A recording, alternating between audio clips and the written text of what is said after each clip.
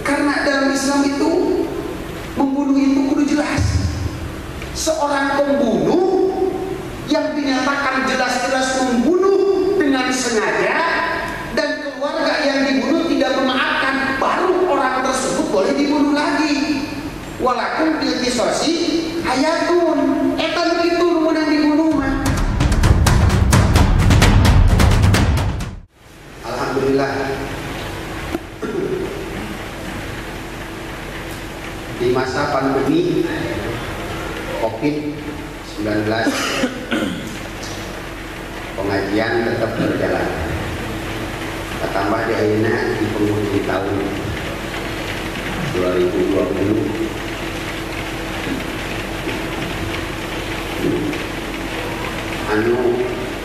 lumayan bulan ini diramaikan dengan isu anu korupsi, aya anu sengaja dibunuh.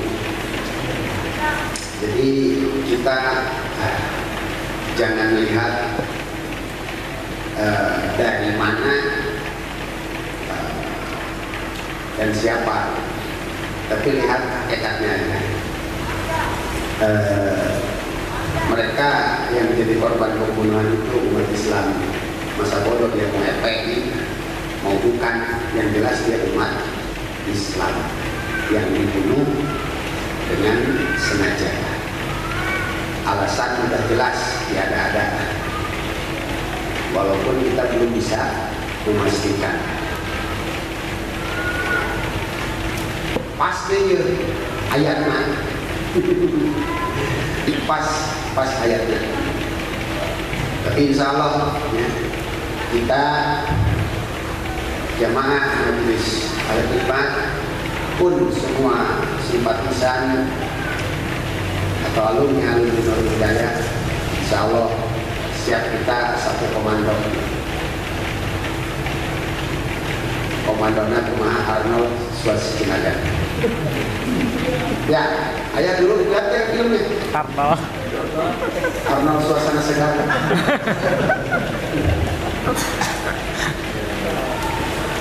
Wasamai dzatir rajmi wal ardi dzatis sodaq. Dua makhluk dipakai sumpah oleh Allah. Pertama, langit dzatir rajmi yang memiliki hujan. Hujan Allah gambarkan ar-rajm, sesuatu yang pulang pergi. Karena hujan itu dia rojana, bukan hujan turun dari langit semata-mata itu, tapi sebelum itu air ada di langit, itu air sebetulnya di bumi dulu. Karena Allah menciptakan air dulu sekaligus, dan jumlahnya segitu. Sampai sekarang itu air yang Allah ciptakan tidak berkurang. Percaya daripada kriminaliteran. Cuma itu air siklusnya berputar. Ada sebahagian air yang di tubuh kita, ada yang di pohon, ada yang di tanah, ada yang di botol, ada yang di anu, ada yang di anu. Cuma 92% simpanan air itu ada di lautan.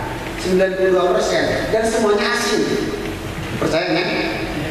92% air di bumi itu asin, yang 8% tawar. Dan tawar itu terbagi-bagi. Ada yang jadi es, ada yang di dalam tanah, ada yang layak konsumsi, dan ada yang tidak. Nah, air ini berputar semua. Berputar. Nanti semua mengarah ke laut. Termasuk air yang kita minum, gak lama kan kita kencingin. Ya, kita keluarkan lewat kencing dan lain sebagainya. Sok pikiran. Ya, kita kencing di toilet. Toilet kita masuk ke sepiteng ke tanah. Ke tanah nyerap, keluarnya jadi susukan. Susukan mengalir ke kali, kali ngalir ke yang lebih besar lagi. Kesononya ke laut juga. Jadi kalau tahu ke sini kita gak usah lah jalan-jalan ke laut, cukup diwakili dengan air kencing kita. Nah, di laut baru ada penguapan, disorot oleh matahari, air menguap, naiklah. Di atas ruang hampa udara atmosfer beku, air naik ke atas beku jadi gumpalan es. Terlihat oleh kita warnanya putih, sebetulnya itu es atau disebut awan. Dan besarnya ini luar biasa, gede. Ada yang selebar Pulau Jawa, ada yang tilu Pulau Jawa, ada yang 10 kali lipat besar dari Pulau Jawa. Cirinya besar, masih terlihat besar dari bawah. Ya, padahal jauh kita, bisa ribuan kilo, bisa ribuan meter ke awan. Nanti turun lagi, naik di Laut Karawang, naik di Laut Sumatera, naik di Laut Selat Sunda misalkan. Terus itu awan didorong oleh angin, pas ditanya turun. Ini yang air yang turun di sini kita nggak tahu asalnya dari mana. Cuma yang kita tahu turunnya dari langit. Cuma sebelum ke langit itu air dari mana? Nah ini menurut ilmu pengetahuan. Tapi menurut Al-Quran tetap yang menggerakkan semua ini adalah Allah. Itu yang pertama, Jatir Rajim. Yang kedua, wal ardi dzati sod'i, demi bumi dzati sod'i yang memiliki lubang sehingga jadi tempat tumbuhnya tumbuh-tumbuhan. Jadi bumi dia rela badannya bolong, bumi dia rela badannya belah, karena untuk jadi satu pohon ubi, karena untuk jadi satu pohon toge dan lain sebagainya. Jadi bumi teh keropos kan, bolong. Semua bumi tanah lapisannya yang memiliki pori-pori sehingga menyerap. Bahkan batu sekalipun itu sebetulnya memiliki pori-pori. Cuma pori-pori batu lebih kecil dan lebih padat, sehingga batu menyerap airnya lambat. Yakin? Batu padat doang, jadi lambat menyerap airnya. Allah gambarkan di Al-Baqarah bahwa hati-hati orang munafik, hati-hati jelema kafir, ipahian al-hijar, aw-asadu qaswa, bahkan lebih padat pori-porinya daripada batu. Sepadat-padatnya pori-pori batu, dia masih tembus air. Lama dia dapat jarumul, bahkan lama ya syakoku. Pada saat batu diperintah belah oleh Allah, belah. Pada saat batu diperintah oleh Allah keluarkan air, keluar air. Tapi jelema kafir, jelema munafik, kita Islam be resek. Tuh, tidak asal koswah kemana? Batu kan dulu kisahnya di zaman Nabi Musa. Hai Musa, idrib bi'asokal hajar, pukul oleh batu, dikepuk Nabi Musa. Maka panfajarat minus nata asyarata aina, dari batu tersebut keluarlah 12 mata air. Batu kenapa bisa ngeluarkan cahaya? Bukankah batu itu padat? Batu ada pori-porinya, cuman pori-porinya kecil dan lebih padat. Tapi sepadat-padatnya batu masih ikut pada perintah Allah. Nah, yang kedua, pada saat Allah bersumpah, maka ini pasti ada hal yang besar yang akan Allah ceritakan, yang pada hakikatnya kita, Allah sebetulnya nggak sumpah pun insya Allah bakal percaya, insya Allah bakal meyakini. Cuma pada saat ditibakan kepada kita yang akan percaya tapi Allah pakai sumpah juga, ini memberi isyarat bahwa hal ini perlu benar-benar diperhatikan. Karena dari sebahagian orang yang beriman kadang-kadang mereka gofil. Disebutnya di ilmi bahwa gofilun. Kita jawab makan ayat. Terkadang ada orang berilmu tapi dia lupa akan ilmunya, maka omongan pada orang ini pakai sumpah, omongan orang ini pakai taukid. seperti kos itu. Nah, hal yang akan dipakai sumpah oleh Allah di sini, satu, sesuatu yang besar, dua, banyak yang mengimani namun lupa. Yang pertama. Yang kedua, sasarannya dulu adalah orang-orang yang emang belum iman. Jadi, apa yang akan dipakai sumpah oleh Allah? Innahu laqaulun faslun. Al-Quran. Yang pertama, bahwa Al-Quran ini inna hadzal Qur'ana laqaulun, adalah sebuah firman. Faslun, yang memisahkan. Makanya Al-Quran salah satu namanya ada yang disebut Al-Furqan. Ya, nama Al-Furqan. Al-Furqan itu pemisah. Pemisah antara apa? Antara hak dan batil. Jadi dengan Al-Quran terpisahlah antara yang hak dan yang batil. Kalau sudah terpisah jadi berbeda. Tuh. Kan kalau dilihat dari bahasa antara al-fasil, al-farid, al-fasil itu fasil, al-farid itu pemisah. Itu al-farid pemisah. Kalau fasil berbeda. Sesuatu yang sudah dipisahkan pasti nampak berbeda. Karena sesuatu yang berbeda kalau dia masih bersatu kadang-kadang enggak kelihatan beda. Ya. Di sini kumpul orang-orang, ada yang sudah menikah, ada yang belum. Pada saat kumpul kadang-kadang nggak ketahuan ada yang menikah atau yang belum. Tapi pada saat saya pisahkan, yang sudah menikah sebelah kanan, yang belum menikah sebelah kiri, baru setelah dipisahkan jadi berbeda. Itu bahasa, perbedaan bahasa sedikit antara al-farqu dan al-fasl. Al-Quran adalah Al-Furqan, Al-Quran adalah qaulun fasl. Memisahkan sehingga jadi beda antara hak dan batil. Karena sekarang hak dan batil itu kadang-kadang kita nggak tahu.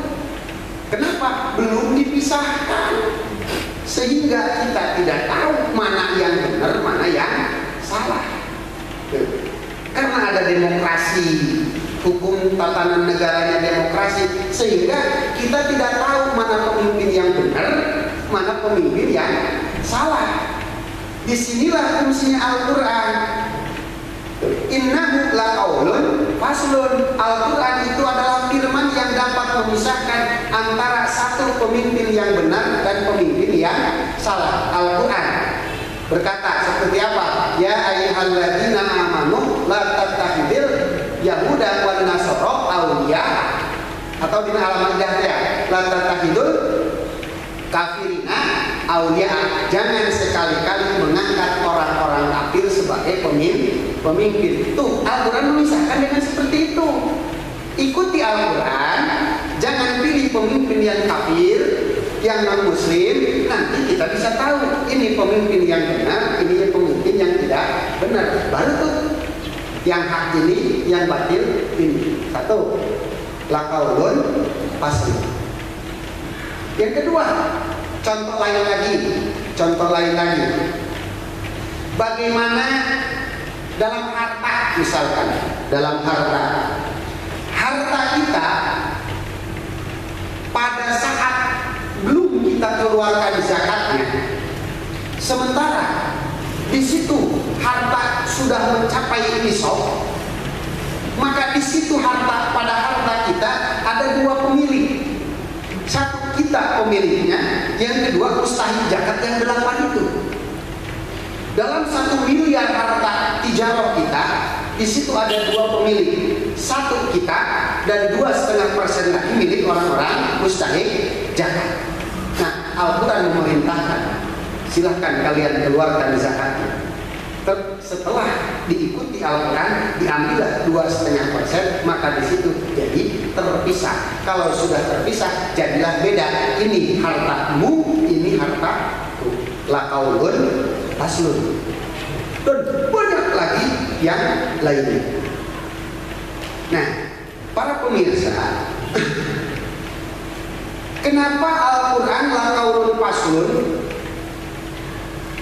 sebelum diceritakan oleh Allah, yang dipakai sumpahnya wasama idzatir raj'i wal aqidatis sodri. Langit nurunin hujan, bumi ngeluarin tumbuhan. Imam At-Tabari menyimpulkan bahwa ini adalah simbol kehidupan. Kalau langit masih menurunkan air, bumi masih menumbuhkan tumbuhan, ini tandanya kehidupan masih ada. Karena nanti suatu di akhir zaman hujan akan turun tapi tumbuhan sudah. Ini tandanya kehidupan akan segera berakhir. Artinya apa? Artinya di bumi ini perlu kehidupan. Dan kehidupan itu ditandai dengan turunnya air dari langit. Bumi akan hidup kalau ada hujan. Tuh. Manusia selamat jika dia laqaulun aslun. Itu eta intibat kadieu nata. Bumi sejahtera, bumi akan subur pada saat turun hujan. Hati kita gitu, hati kita akan subur pada saat hati kita selalu disirami dengan Al-Qur'an. Itu. Nomor kedua,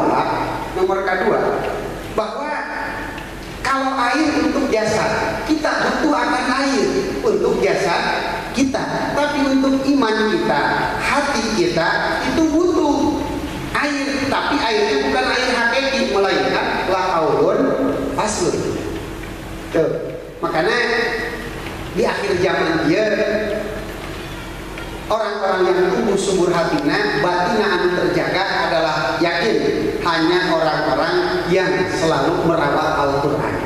Baik dirawat dengan lidahnya, dirawat dengan pemikirannya, masih mengaji Al-Quran, suka tadarus Al-Quran dan lain sebagainya.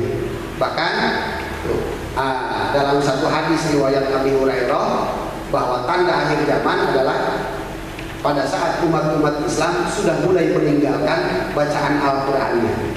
Lain Quran doang ditinggalkan, tapi membaca Al-Quran oke ditinggalkan. Almarhum bapak dulu pernah bicara, ini kemah budak bakal kiai itu boga hanca tadarus. Banyak kiai acungan yang tidak memiliki hanca tadarus. Kalau hanca itu mereka pada punya. Wah, kemarin itu udah bikinkan aja ya channelnya.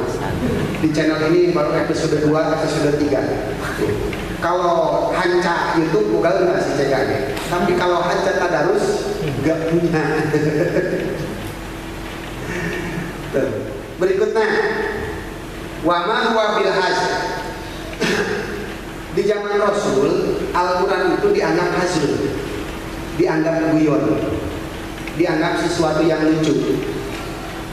Sehingga pada saat Rasul melantunkan ayat-ayat Al-Quran ini, banyak di antara mereka yang tertawa, melecehkan. Walaupun di sebahagian orang ada yang membenarkan. Kaget ya, kita dengar bagaimana kisah masuk Islamnya Umar bin Khattab pada saat mendengar adiknya membacakan Al-Quran, langsung ngelepak hatenya. Tapi di antara sebagian orang-orang yang lain justru mendengar Al-Quran malah mereka menganggap hazan, guyonan. Kok ada kitab suci menceritakan sesuatu yang di luar nalar? Pada saat Al-Quran mengumumkan dia, cek Kanjeng Rasul, inna nahnu nuhyil mauta wa naktubu ma qaddamu wa atharahum. Kami nuhyil mauta akan menghidupkan kembali orang-orang yang sudah mati. Wa naktubu ma qaddamu. Kami akan mencatatkan semua yang mereka lakukan. Wa atharahum. Dan tapak lacak hidup mereka. Eta begitu ngadeng hidup itu orang-orang musyrikin, eta aya nu nepikeun ka ngagali kuburan yang umurnya geus ribuan tahun. Aya begitu. Sok karepona propos. Dia gali satu kuburan yang umurnya sudah ratusan tahun, digali mendapatkan tulang di sana.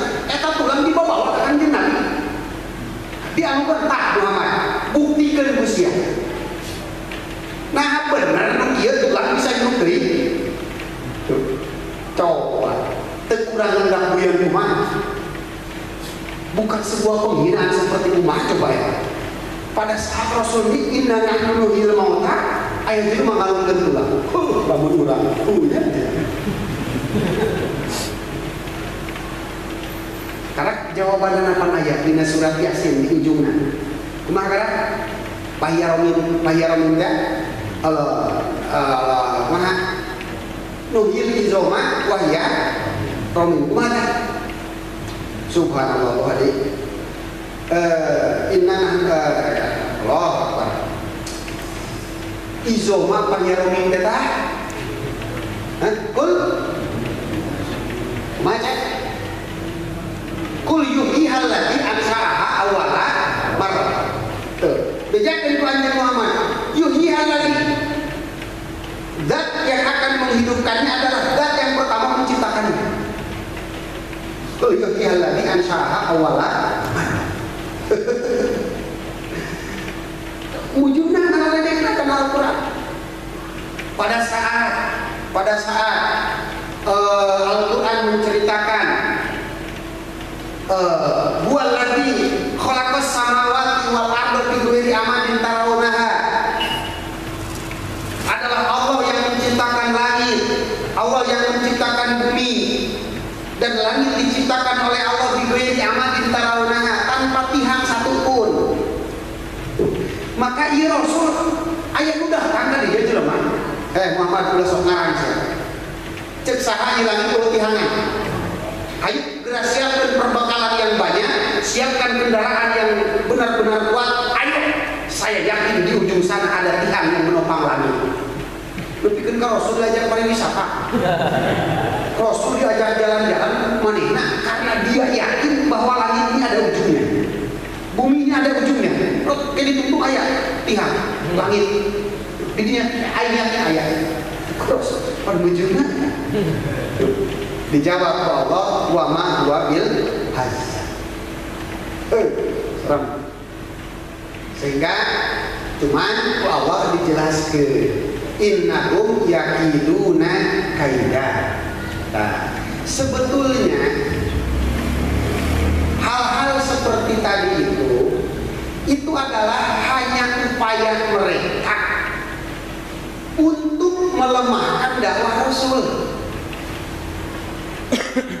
Sehingga pada saat Rasul dilempari tulang dan Rasul dituntut untuk menghidupkannya kembali, kalau bukan mental seorang Rasul bisa dulu tak dakwah. Ya, bayangin lalu orangnya pas gitu. Cek-cekah, ayo ibu-ibu berimpak 1.000 dibalas 10.000, 100.000 dibayar 1 juta. Manja bil hasanati falahu asyru amsal. Iya. Oke Pak Ustaz, saya mau melangkah ingin uang 1.000. Blok. Ayo sore-sore kata ibu-ibu datang. Pak Ustaz udah sana bohong. Mana? Uang yang 1.000 belum balik lagi. Coba cek apa? Kumaha jawab deh. Ya udah besok-besok mah enggak nyuruh sedekah lagi kita.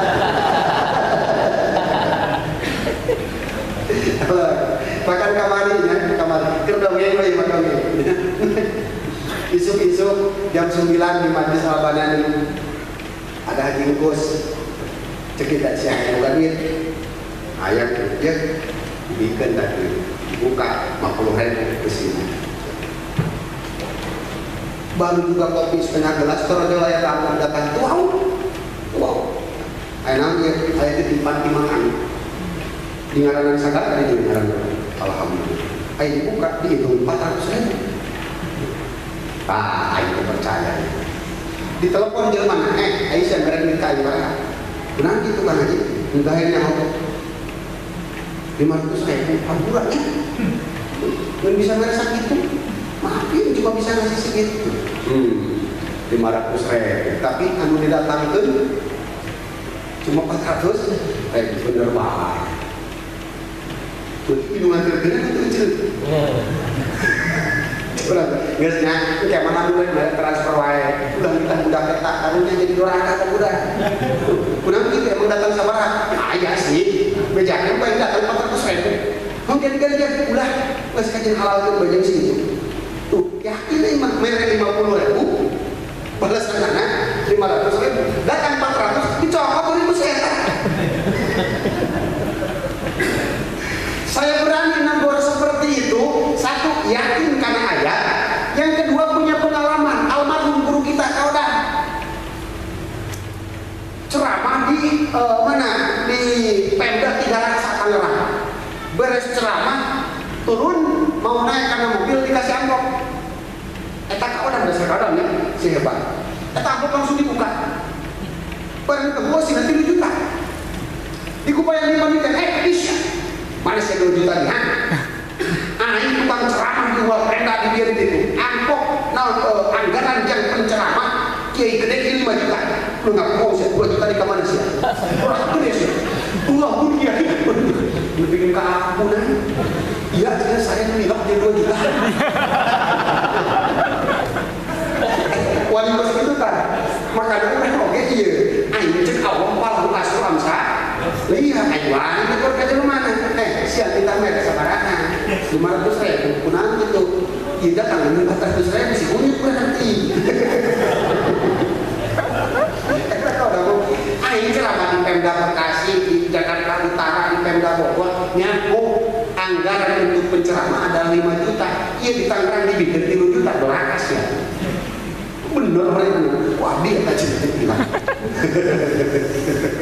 Gila penilam saat.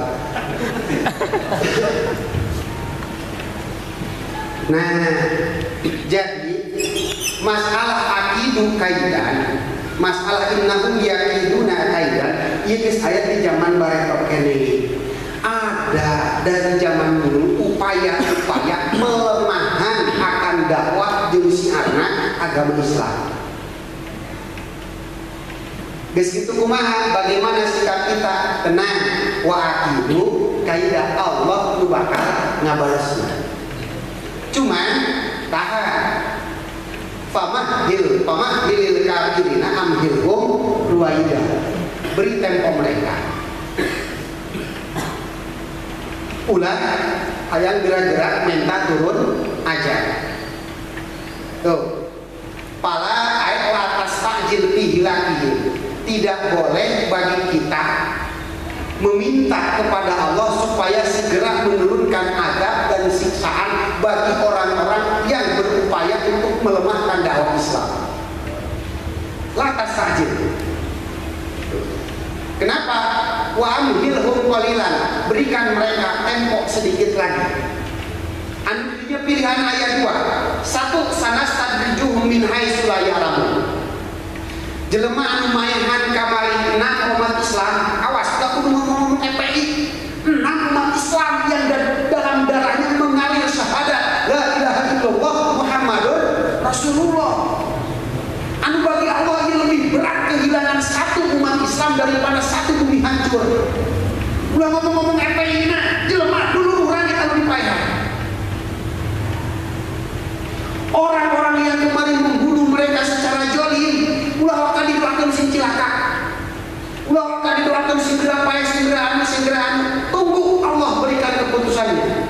Satu di antara 2. Satu, sanastadrijuhum min haitsu la ya'lamun. Diberi istidraj ke Allah.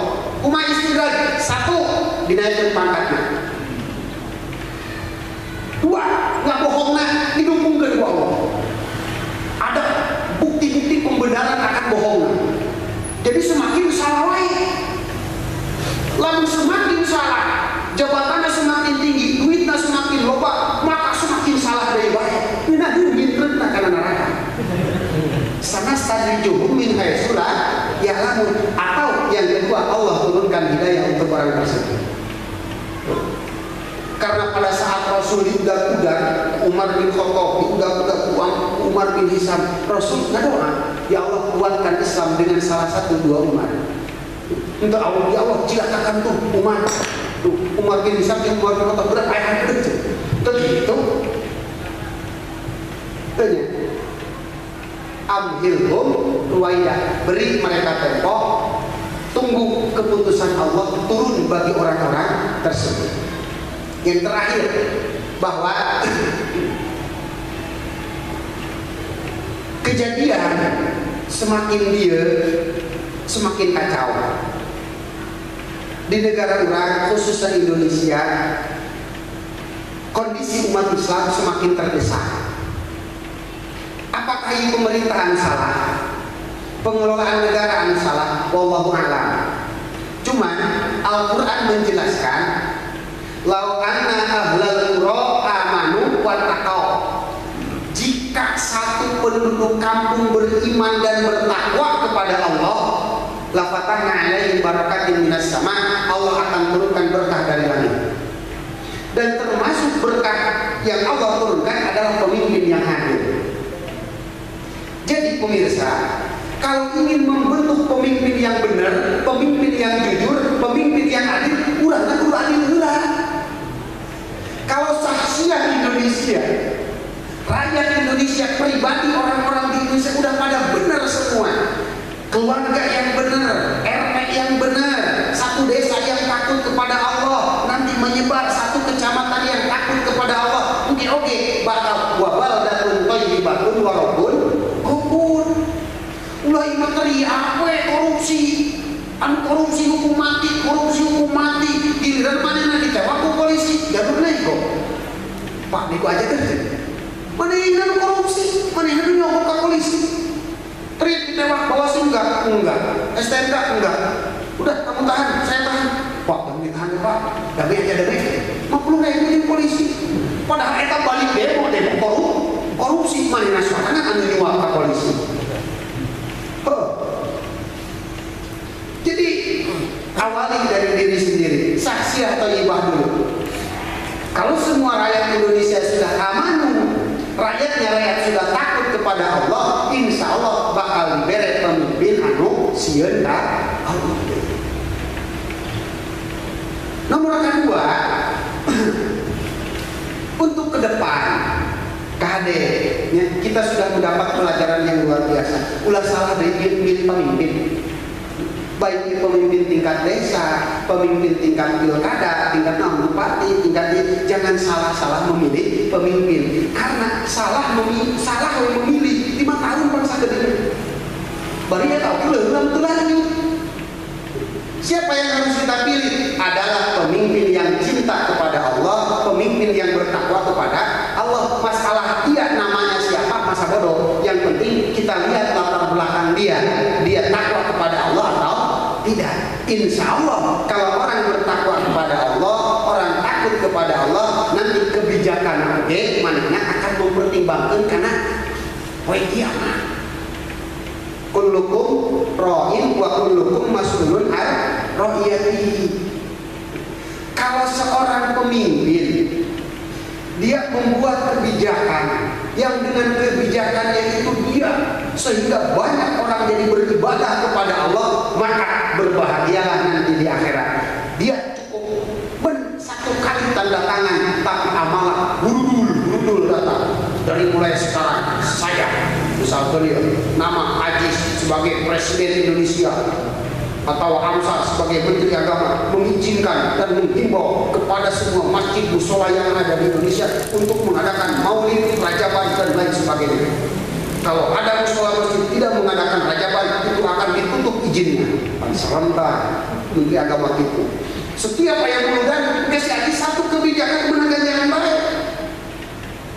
Tapi saat satu pemimpin salah membuat kebijakan, mengakibatkan banyak orang berbuat dosa, siap-siap datang ke akhirat nanggung dosa jelema gara-gara kebijakan. Terkira memberikan izin bagi tempat hiburan malam, diberi izin, ceplok ya tanda tangan. Dari mulai jam 6 malam sampai jam 6 pagi, sabaraha jelema nudoraka di tempatnya gara-gara izin mana. Maka dia mungkin dosa anu sistemik anu lumayan maka mana cuma anggota Bayangkara, tapi mana tidak akan membunuh kalau tidak ada perintah. Siapa yang memerintah?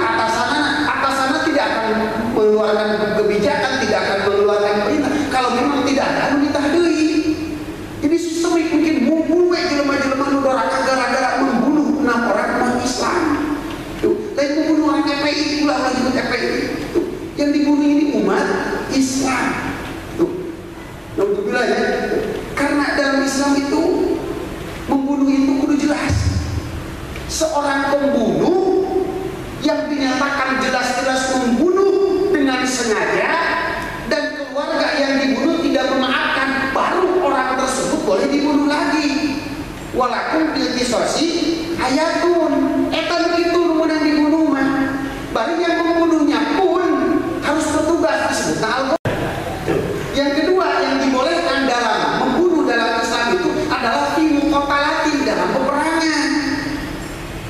Dan yang diperanginya ini harus jelas siapa orang yang melawan kepada Allah. Yang kedua orang yang memang sengaja niat merangan umat Islam. Kafir haram itu disebutnya. Dan yang ketiga, boleh kita membunuh tuh pada saat ayat dapus soil. Apa itu dapus soil? Duel. Ya. Misalkan Andrea tuh, balik di Al-Hikmah jam 2 putih melewati lorong pagi ini ayo jelema apa enggak? Serahkan handphone untuk dipayahan siapa aja, diserahkan handphone, serahkan nyawa siapa terus gelut. Tak kalau baliknya yajib dalam kulli soil, wajib hukumnya membela diri, bahkan sampai ke kudu ngabunuh silakan. Lamun itu memang berupaya untuk mainan orang. Tuh, muslim dibatal segala ngelawan, tapi yo bil akhir mal akhir. Lakukan perlawanan dengan resiko yang sekecil mungkin, seminim mungkin. Ulah kalau langsung mainan baik. Jadi begitu mulai narik-narik, takis lah. Ya, ulah kadi keluar dari pistol mah. Tuh, ulah ikut nausya, macam-macam kodok. Ulah wakak itu. Ya, lamun itu narik takis lah. Ngadek deui takis deui. Tuh. Takis lagi buleun, ulah pipi. Tuh. Hanya 3 yang dibolehkan membunuh dalam agama Islam. Tuh. Kan orangnya menyaksikan seperti ini, tinggal perbaiki diri kita. Insya Allah kita persiapkan di orang-orang dari mulai sekarang untuk di kemudian harinya. Akhirnya mulai dikikis. Karasa hampir seperti zaman Orde Baru ini. Kendek orang-orang yang berbuat jahat kepada kepada si anu, kita serahkan kepada Allah. Ulah wakan ngadoa ke Allah supaya dia diberi aja. Biarkan Allah yang memberikan keputusan. Urang mah cukup ngadoa muti wajinan. Ya qawiyyu ya matin ikfisar rajalimin ya aman al-khaifin najina miman. Nah dawaamkeun bae eta insyaallah urang mah aman, nurul hidayah aman, sakabeh cabang-cabang aman, alumi-alumina aman, moal tersentuh ku jelema-jelema anu jahat. Tanya doana eta we ya qawiyyu ya matin ikfisar rajalimin ya aman al-khaifin najina miman. Nah ulah waka hayang ngapung-ngapungan kayak lamun cekawan ayo siap jihad arah-arah jihad. Tapi jihad ge lain ieu di dulur kabeh. Atupan kepala polisi negeri Islam terpercaya para sopir rokok disunahkan aja. Kan serahkan ke Allah. Kieu mere filosofi apa sih? Lamun urang di jalan, biar air nyampe, jadi hati. Pasti ngadoakeun, ya Allah berikan balasan untuk orang tersebut. Urang ngadoakeun supaya jelema eta dibalas. Eta sambil ngadoakeun gitu pernah terpikir teu? Buah-buah mah eta jelema nyabok ka urang sebagai balasan dosa urang. Cuma urang teu nyaho. Pada saat kita mendapat nasib buruk, mendapat perlakuan jahat dari orang lain, jangan sebelum mendoakan orang tersebut agar mendapat balasan yang sangat keji dari Allah, pikir dulu buah-buah mah. Hal tadi, kejadian tadi itu adalah balasan dari dosa kita yang dulu cuma kita udah lupa. Allah cari nanti mata gitu tak ya. Lo main kata yang Allahumma ya Allah bisikan saya ya Allah belangsakan saya ya Allah paihan saya ulah bukan gitu. Lebih berharga kene jelema ke menang hidayah daripada jelema ieu. Rasul nepikeun ka kaluarga sahabat ribuan menjadi korban demi Islamna seseorang. Rasul mah capek ngan iman-imankeun jelema, capek ngan Islamkeun jelema. kual sakitu pertahankanlah umat-umat Islam, jangan sampai ka nepi garoyah deui komo nepi ka leuwih. Teu ya. Surat Safiis wallahu a'lam bissawab. Allahumma